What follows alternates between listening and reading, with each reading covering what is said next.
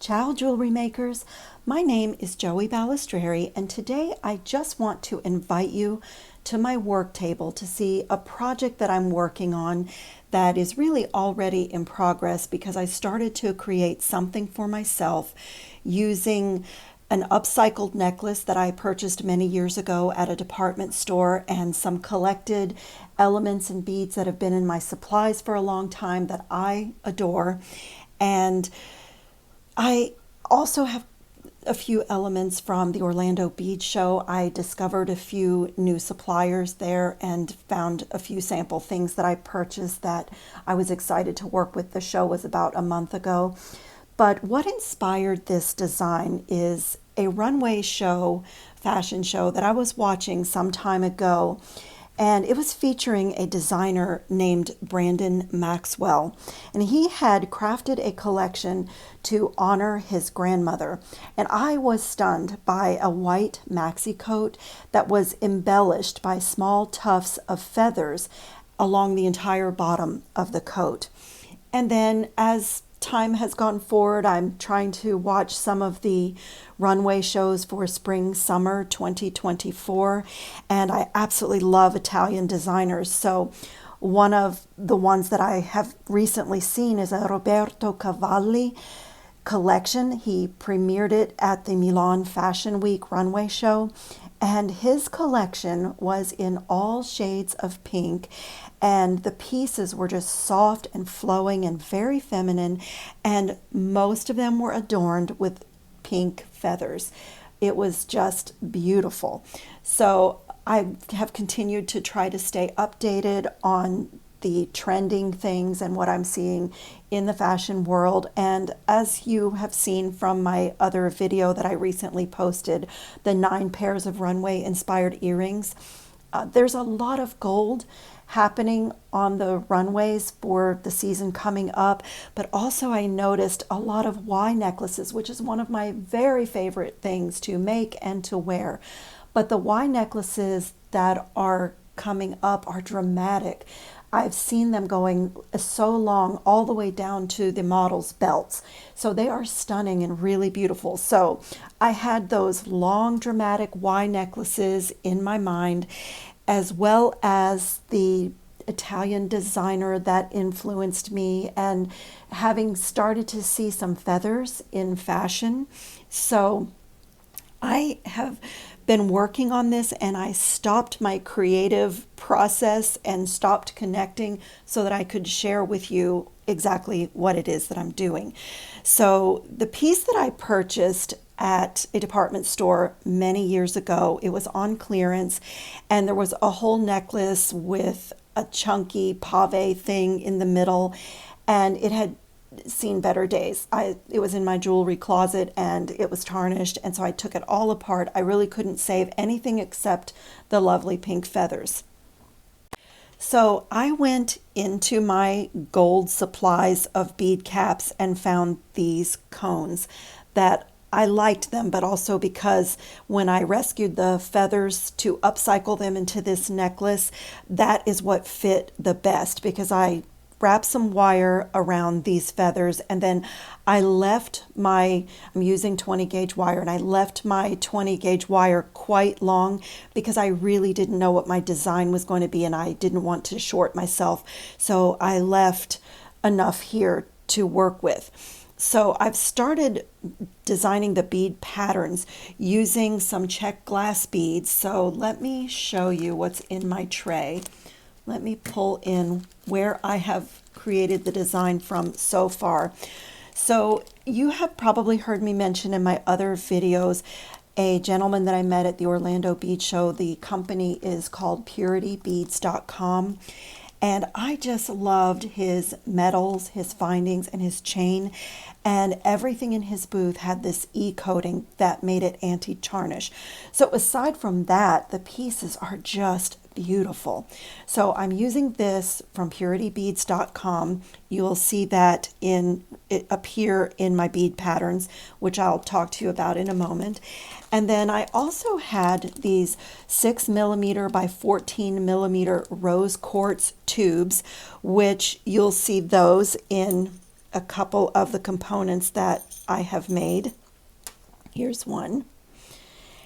And I also had from Howcraft Beads, before they closed their e-commerce site, I had purchased this 50-piece strand, I think it was a strand, of Czech fire polished faceted glass round beads. And it was sort of a bead mix. There were 3 different finishes in the mix, and you'll see those in the patterns.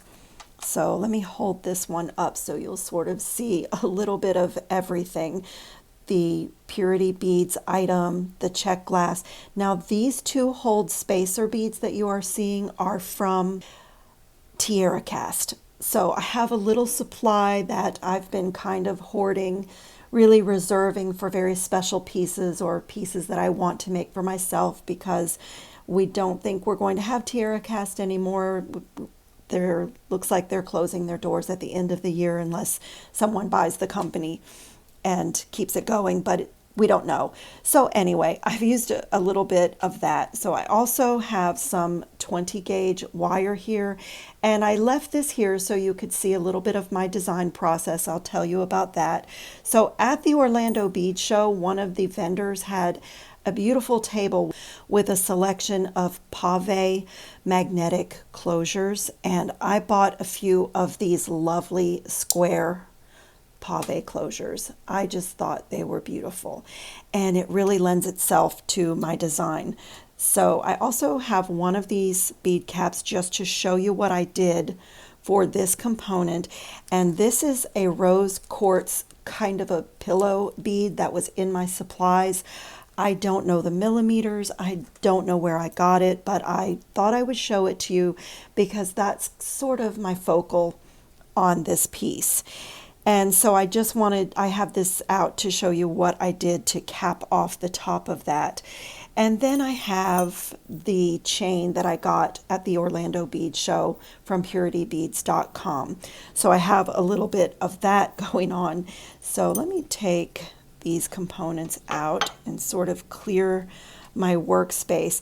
So as I mentioned, I was inspired by this super long Y necklaces and dramatic styles with chains and things being really long down to the model's belts or down to their knees. So you will have to be patient until this is put together. At the end of the video, I will show you some film with the entire piece and show it on a mannequin, because it will be quite long and it will be nearly impossible for you to see it on the beading mat.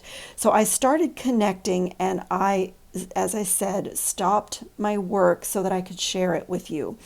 So I have taken 2 exact lengths of chain here, and for those of you that might be trying to do a similar design and like to know measurements, let me tell you what it is.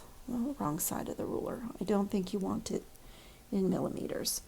So I have an 8-inch length of chain for each side of my necklace. So the total of 16 inches. And then I'm going to put this magnetic clasp at the end of that. So the magnetic clasp will be at this end. And then I had already started to connect the components that I made. So I'm going to pull this chain out of the camera view and show you. So I created a component, because we're going to do the same thing on this side, a component in the center that had the rose quartz and 2 of those 6mm Czech glass beads. And then I also have another component that will flank that, one at the top, one at the bottom, using another Czech glass bead. Do I have this bead in my tray? One moment. Oh, I do have it in my tray so that I can tell you what this one is. This is from the Beadbox Bargains website, and this is a matte Victorian bronze. It came in 20 pieces, and it's a 6mm Czech fire polished bead. I do not know if it's still on their website because I can't remember when I bought it, but that's the information in case you want to search for something similar or exact. So I did 2 of these components for this side And I'm simply going to copy what I have already done on that side and connect it to the chain. So let's do that together. And let me see, I can't do that without pliers. I have so much on my work table, but I do have pliers. So I'm going to do the same thing. Now these loops are about a 3mm loop. I used my one-step looper because I really like it. I have a little bit of arthritis in my hand and I forget about it when I'm not having a flare-up, but when I get a flare-up, it's really painful and it stops me from making jewelry. So that one-step looper, I've become really adept at using it, and it just saves my hand. So I have heard that many people don't like it or they feel that the loops aren't good, but it just really, for me, it keeps my hands in good shape. So that's what I used to make these 3 components. I use the 3mm one-step looper, and I simply am copying what is on the other side, and I have connected it to that beautiful chain with the e-coating. So the next piece that's going to be on the necklace is really part of a focal. And so what I did is took this quartz pillow sort of bead and 2 of the check glass 6mm from that mix, but I didn't like the way the rose quartz looked plain, so I took one of these very thin bead caps that's just from my supplies. They are not hard to find, and what I did is it's very pliable, very malleable, so I just used my plier to work it open just like this. And if you can see, I just did like a little measurement. So there are 3 leaves centered on that bead, and then 1 leaf that kind of goes down on the side. And no matter which way it goes, there are 3 leaves, top and bottom, centered on that rose quartz bead.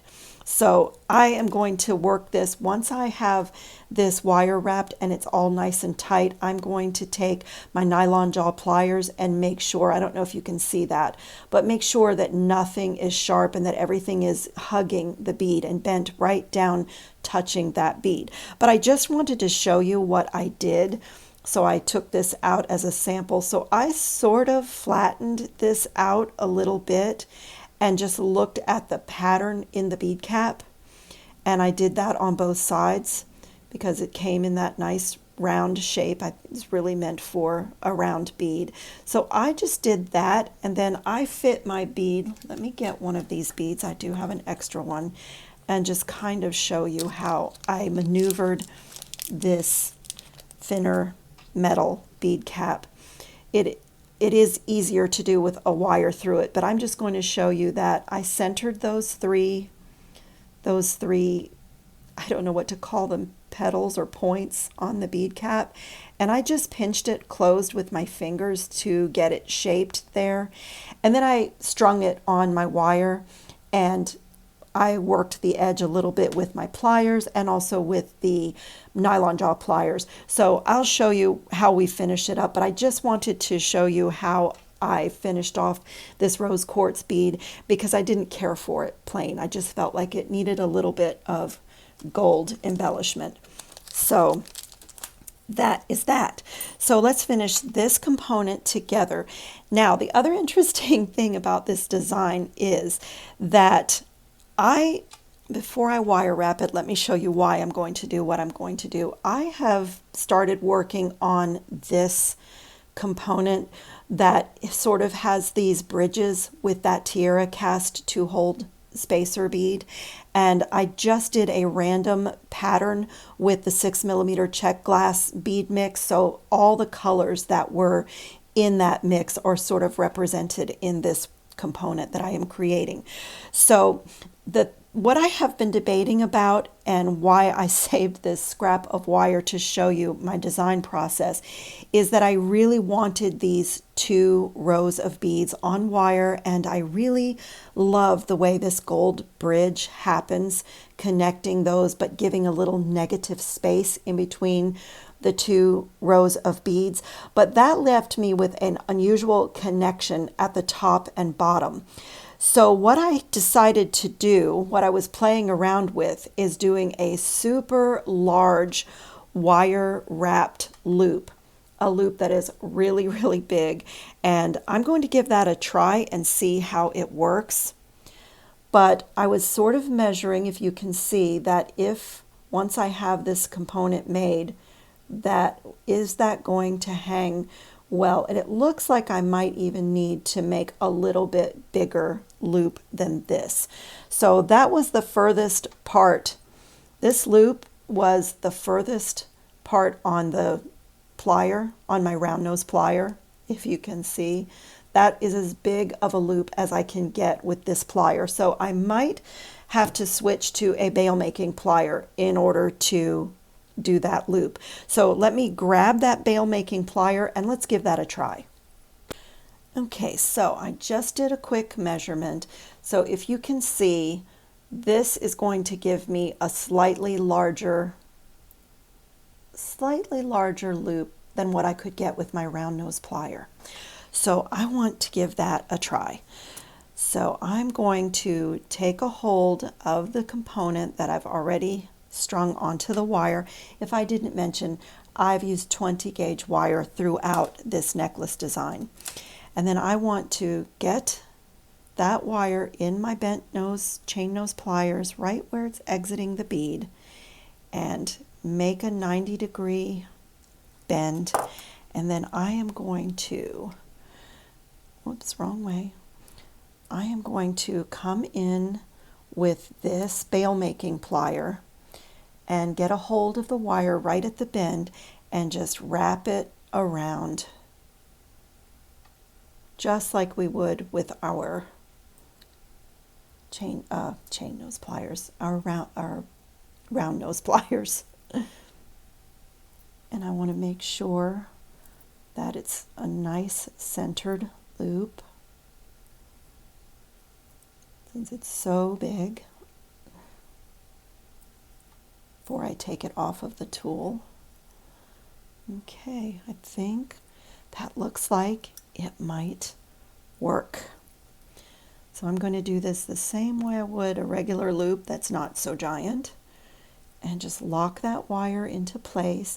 Now my beads are spinning, and one of the reasons that I opted to do a wire wrapped loop on this part of the necklace is that I do want to tighten that down, and I do want it to be facing the forward direction. I'm concerned about the orientation because I don't want this bead to go sideways. And also, once it's tight, I will be able to come back in and make sure that what I have done with those two bead caps doesn't leave me any sharp bits that's going to snag clothing or scratch skin. So I was trying to take all of those things into consideration as I was working out how this was going to look. So let me get some cutters and cut away this little excess and tidy that up. Just have that little tiny bit that's sticking out of the wrap, and I just want to gently, always being careful with those beautiful check glass beads not to crack it or damage it. And I want that loop to be a little straighter, so put it back in my, I did get it a little bit wonky. Let me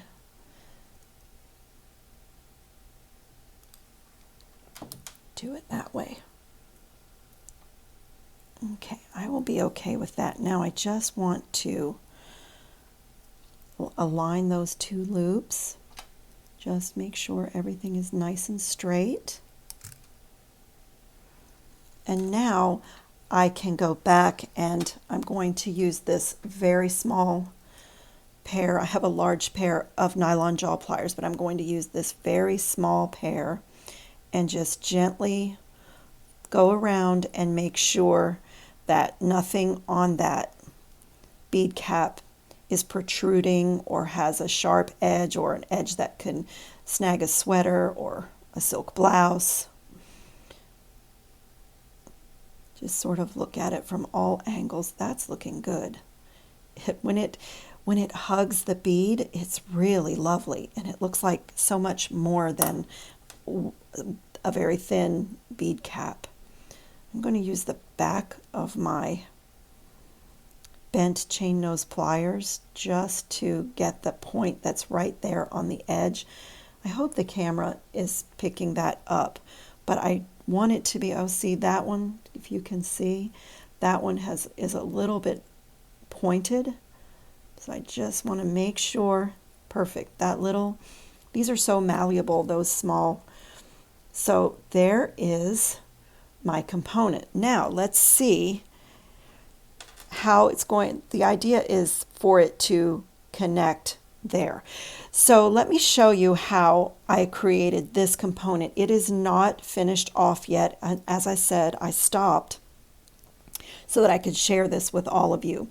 So I made a 3mm loop with my one-step looper at the top of two pieces, scrap pieces of 20 gauge wire, and I simply did one at a time and strung my pattern on and just strung this 2-hole. So if you can see, they're loose. I just strung the beads and then added the bar and then continued my pattern all the way to the end. So now it's going to be a little bit tricky because I need to hold this all together. And here again, I think the one-step looper is going to make this so much easier than trying to hold on to all of this and do this with a plier. So I'm going to give it a go. I'm going to come in with this one-step looper and basically move this bottom one out of the way.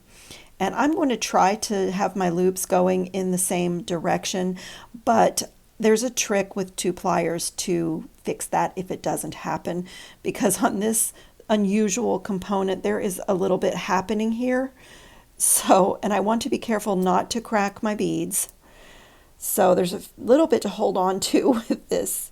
It's a very strange way to make a loop, but I wanted to keep those 2 lines together and it looks like it was really good. I just have to tidy up that loop just a little bit, and I'm sure that I have bent my 2 wires a bit trying to get the loop on, but that is okay.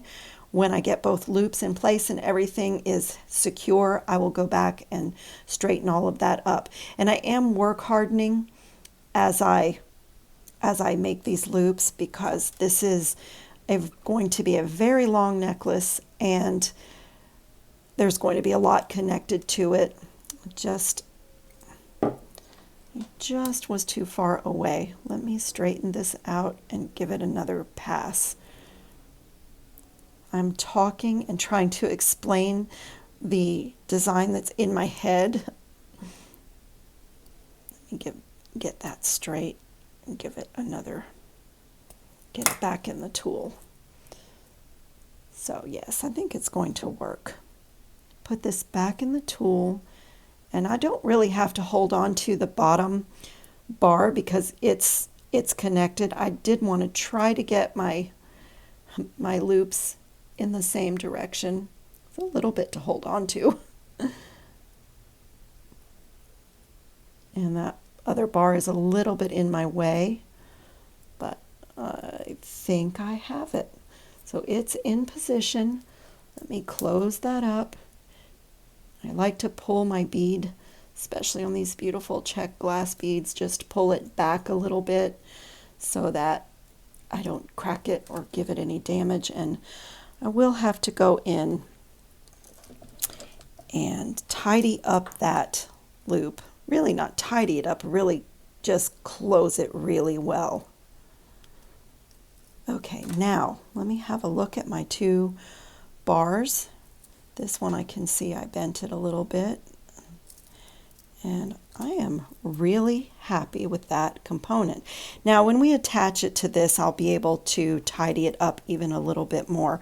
So this is a wrapped loop, so I need to open one of these 3mm simple loops. And on this, absolutely, I mean, like always, we really have to make sure that things are closed very, very well. But on this, it's really important. I would not want this necklace to come apart. So I am just simply connecting it to that oversized loop that I created. And let's see if it's going to work. Oh, I love it. I just have to straighten out my bars a little bit. Just, they got a little bit misshapen trying to pull one out of the way to get the final loop on it. I also want to take my pliers and just make sure that everything is lined up, that my loops are going the right way, because I don't want my necklace to hang in a twisted way. So I'm having to ignore everything else and just focus on those two loops being exactly alike. So I am loving this component. So now I can attach these two bits of beaded chain with the three components that I made right to this. So I'm going to leave it laying on my mat while I open, just because it's such a long design, and every time I pick it up it gets more and more difficult to get it back and lined up again so that you can see what I'm doing. Now this side. I'm getting excited as I'm connecting all of the components. I've been thinking about this necklace for months, literally for months. I've had these beautiful feathers. I just thought they were lovely and I wanted to upcycle them into something. And so I love this. How beautiful. And I also did not want to do jump rings. I wanted something really beautiful and I didn't want it to be a lot of jump rings. So let me clean my work surface just a little bit so that as we continue you can see without having so many things happening in your sight. Okay, so I have more of this chain and I want to offset my chain. I'm going to connect down here to the bottom of this component, and I want my chain to be offset. Now these links on this chain are solid. They are soldered. That's a tongue twister. They are soldered and they are solid. You cannot open them. So you always have to lose a link. I've been working with this chain and I always have to lose a link, but I'm actually saving them because I could do earrings, anything that doesn't need a lot of weight. So I have actually been saving the links that I have to cut for another project. I guess it's been so many years, I just don't like to waste product. So now I have two pieces of chain that are slightly different length. One is a bit longer, one is a bit shorter, and that is going to be connected to the bottom of that bridged component that we just made. So let me open one of these simple loops ever so slightly and connect it to the top link in this beautiful chain, and then do the same thing on the other side.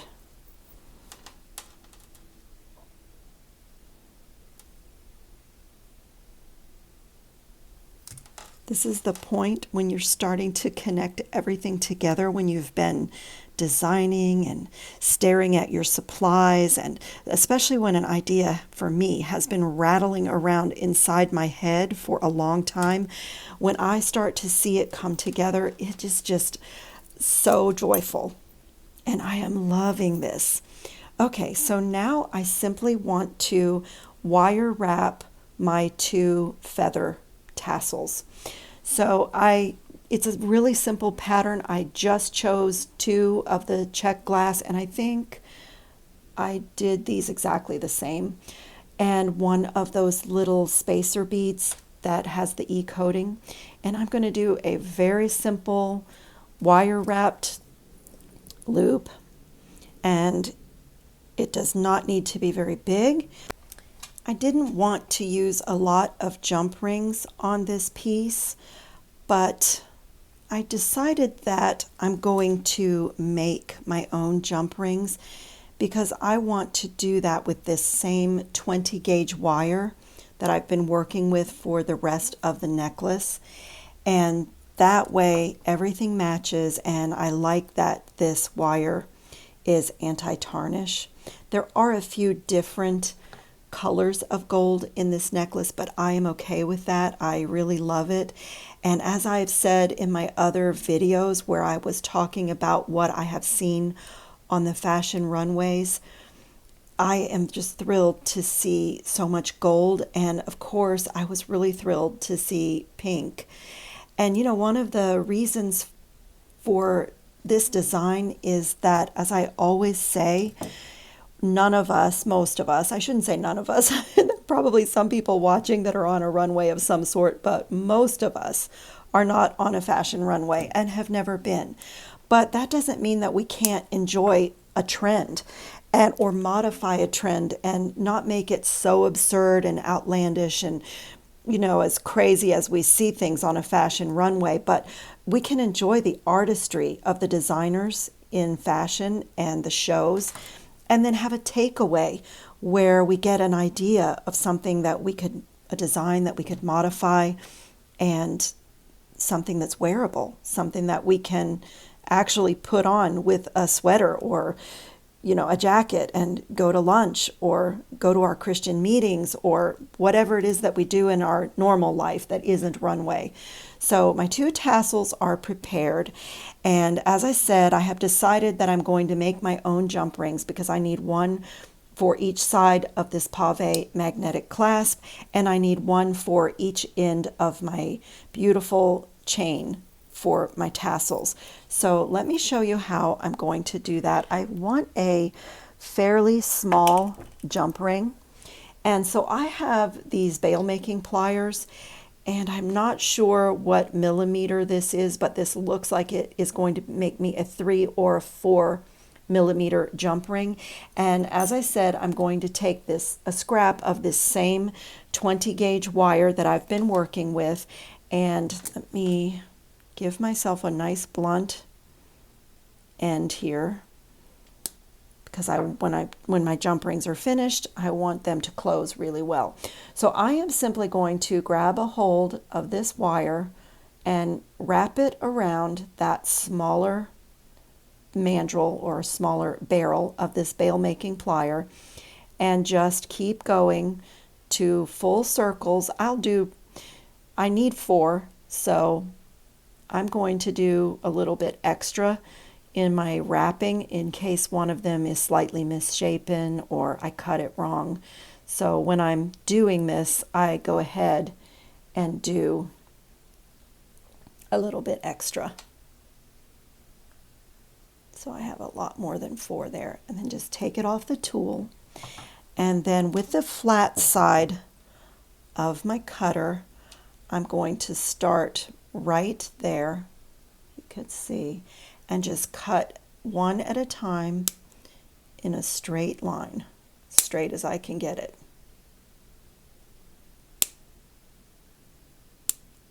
Trying to remember to stay in the camera.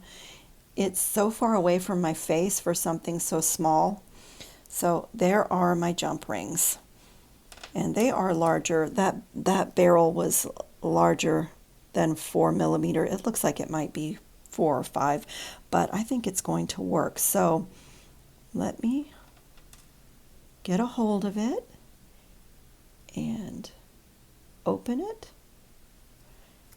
and add one to one side of my chain and add my feather tassel.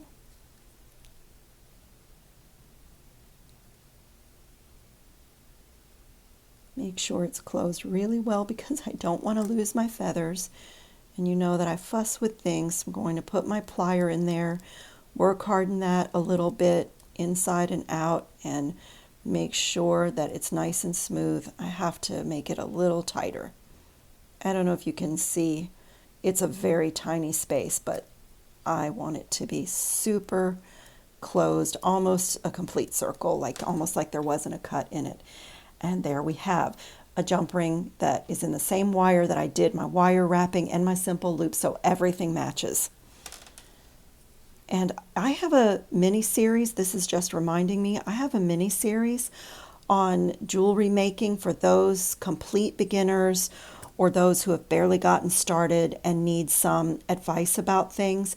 And I'm just doing 10-minute videos or so at a time, going step by step through the most basic tools, most basic supplies.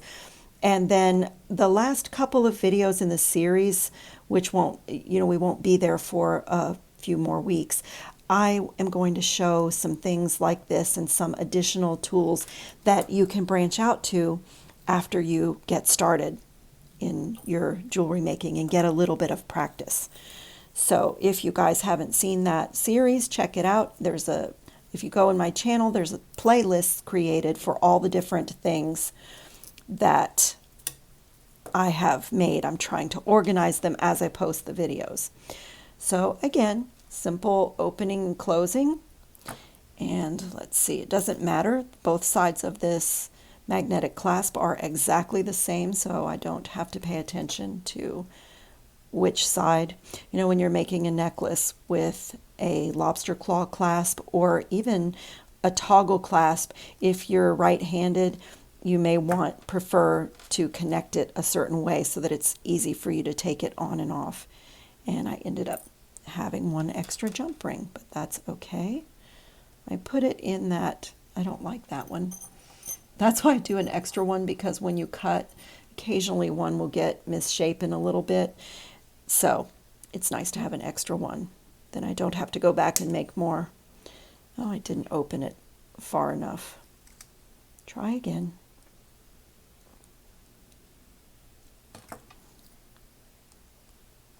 Okay, we have it this time. And let me make sure it's so long. Let me make sure that I'm not twisted, which I am twisted. I can always unclasp the magnetic clasp and straighten it out after I have it connected. I knew this was going to be, I almost didn't film this because I thought this necklace is so long, it's going to be difficult for you all to see everything. But I was enjoying it so much, and I enjoyed the inspiration of just watching the runway shows, and as I said, gleaning something that I could take away my own design ideas and make something that's wearable in my life, and something also that I could share with all of you. So this necklace is complete. Looks like just in time this necklace is complete because my camera battery is about to turn off. So let me move the pliers out of the way and straighten up the mat a little bit. But I am just thrilled with the way this came out. This is my pink and gold feather runway inspired necklace. I will take some pictures and put it up at the end of the video. I hope you guys really enjoyed the story of my inspiration and the elements that I pulled together. I really love curating my own beads, and I really love doing my bead boxes are fun, and it's really an exciting day of the month when a bead box is delivered in the mail. I think everyone that makes jewelry can agree on that. But my design background makes me really love to curate my own things, go in my supplies and pull together my own color schemes and really curate sort of my own little bead box. So anyway, I really hope this was a fun video for you, and I hope you guys are having fun on your beading mats. And in the comments, I would love for you to share where you get your inspiration. So anyway, have a great day, and I will see you in the next video. Ciao, jewelry makers.